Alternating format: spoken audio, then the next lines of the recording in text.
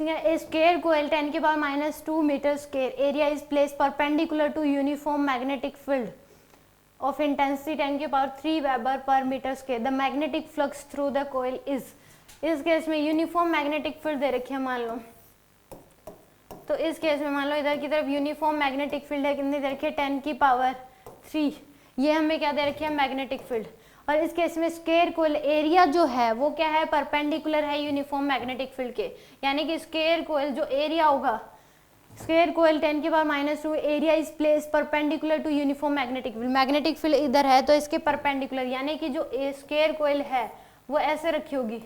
तो इस केस में एरिया वेक्टर इधर हो जाएगा, जो एरिया है वो इलेक्ट्रिक फील्ड के क्या है परपेंडिकुलर है। इसका मतलब इस केस में अगर मैग्नेटिक फील्ड इधर है तो जो स्क्वायर प्लेट रखी हुई है वो क्या रखी है आपके पास ऐसे रखी हुई है, मैग्नेटिक फील्ड इधर होंगी, यानी कि मैग्नेटिक फील्ड के परपेंडिकुलर ऐसे रखा हुआ है, तो एरिया वेक्टर क्या हो जाएगा इधर ही हो जाएगा, यानी कि जो एरिया है वो क्या है मैग्नेटिक फील्ड के परपेंडिकुलर है। ये इसका क्या हो जाएगा, इसने कहा कि area is place perpendicular to uniform magnetic field, ये एरिया जो है ये क्या है इसके परपेंडिकुलर है, तो एरिया वेक्टर क्या हो जाएगा इधर आ जाएगा एरिया वेक्टर।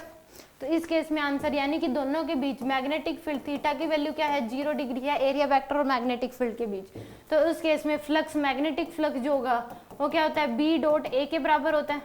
यानी कि BA कोस थीटा, कोस 0 डिग्री क्या होता है 1, कितना आ जाएगा BA के बराबर, तो B की वैल्यू है 10 की पावर 3, एरिया कितना है 10 की पावर -2, तो आंसर आ जाएगा आपके पास 10 वेबर, आंसर कितना आएगा 10 वेबर के बराबर।